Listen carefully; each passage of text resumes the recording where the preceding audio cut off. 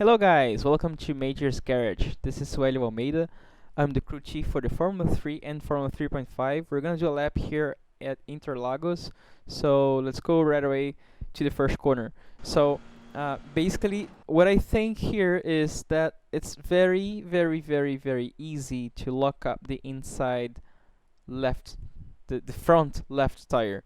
So because the track is actually turning slightly to the left, as we start braking, we tend to turn following that white line if we are already at the limit on the white line. So just doing that is already enough to bring some weight to the outside, and unloading the inside front tire, we tend to lock them. And we need to be very careful with that. Because the car will not only turn less on this first corner, it will also turn less here. It will turn a lot less on this second corner because of the overheated left front. So we need to take care of the front tires when we brake here. My braking reference is somewhere between the 50 and the end of the wall here on the left. So I'm looking actually more to this wall here. Whenever I start braking, let me see where I actually put my foot on the brakes. That's where I start braking, but my maximum pressure is pretty close to the wall actually.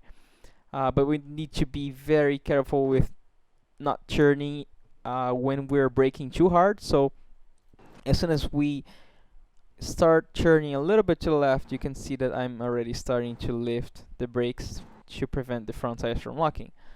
So I downshift to second, and I want to be pretty aggressive here. We want to put the car basically almost on this dirty part here. You can see that I'm quite close, not necessarily over it. There is a bump. This curb, inside curb, is pretty bumpy, so we will need to be aware of that. And what I do is actually, before I go over the curb, I'm already a little bit on the throttle to bring some weight to the rear and cause some stability. So by causing that, by making the car a little bit more stable, I can go over the bump. And after I go out of the curb, I can already go back on the throttle. This time I oversteered a little bit, not enough to lose time, but just had to have this quick correction there. I think the bump actually helps a lot with that, because when we go off the bump, the car bounces a little bit. For the second corner, we can just go flat out. We can use a little bit of the grass here, but we cannot put the tires on the drain here. We need to stay to the left of the drain for two reasons. The first is that we will get an off track, and the second is that it unsettles the car a little bit. So, and also we don't need that a lot, because the car has a little bit of downforce. I mean, a lot of downforce, and it kind of comes to this exit here smoothly. So we don't need to really be very aggressive here.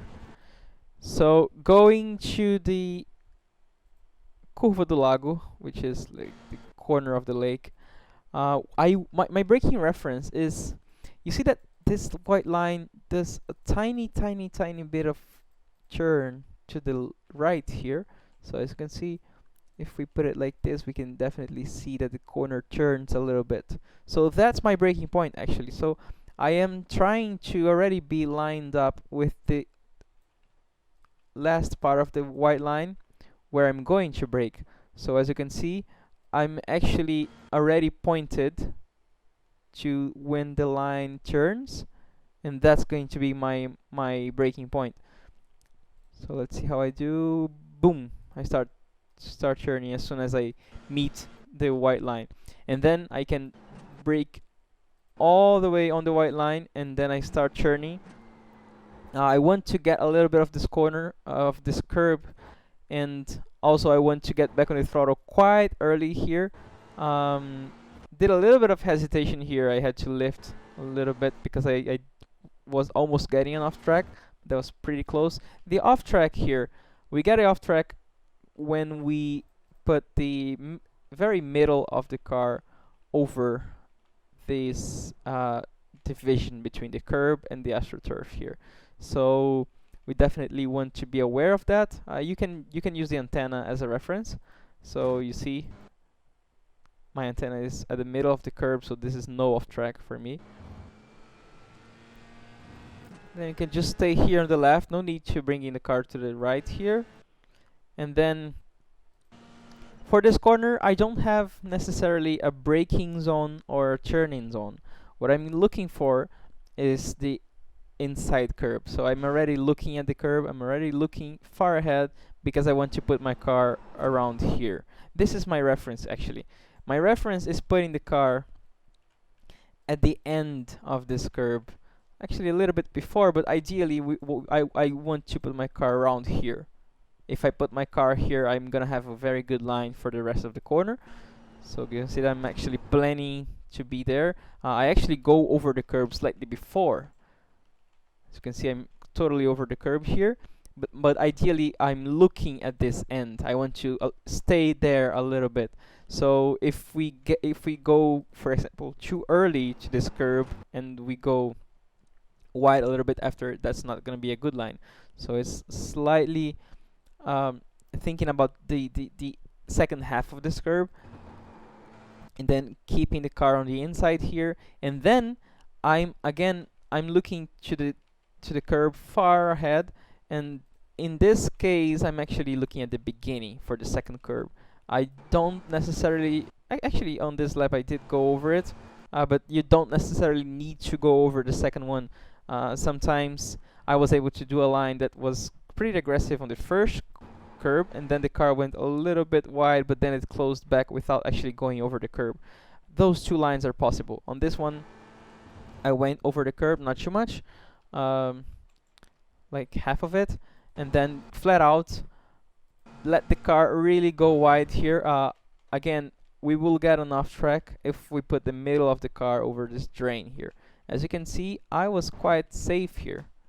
I had a little bit of room, probably 1 or 2 tires to the left to get an off track. So what we want to do here is to let the car go wide, because that's already going to prepare us for the next corner. The next corner we do on second gear, and we want to be very, very patient with the steering. You can see that I'm not actually turning quickly. I'm doing this very, very, very progressive steering wheel until I get around here. So my apex is this area here between the grass and the curb, a little bit before this dirt here. With GT cars we go a little bit more over this side, but with Formula cars we're actually getting a little bit of an earlier apex.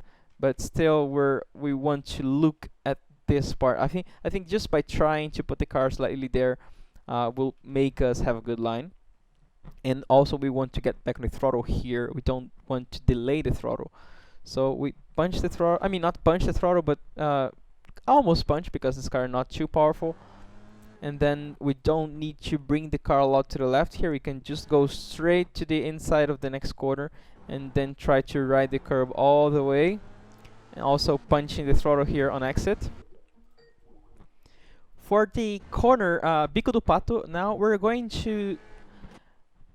We look at the tree as a reference. I'm braking actually slightly before the tree. We don't want to brake too hard though, because although it's like a very slow corner, a very low speed corner, we still want to be pretty progressive with the steering. Like all corners at Interlagos are very like that, very much like that. It feels like you're going to turn quickly and do quick lines, but it's always very progressive. So try to brake not too hard, and as you release the brakes you turn very, very progressive. When you get back on the throttle, you let the car run wide here, not too much though, because if you put the tires a little bit, like one entire a little bit more than that actually will be already enough for you to have an off track here. So this was enough to barely not get an off track, but more than that will give you. It's pretty rigid here. And then we can stay here on the left, because we don't need to open up for a quicker line, because the car has a lot of downforce. So we can just come here, stay on the inside, then let the car naturally go wide, and then for the braking we can completely go over this area here. Turning slightly early, I would say.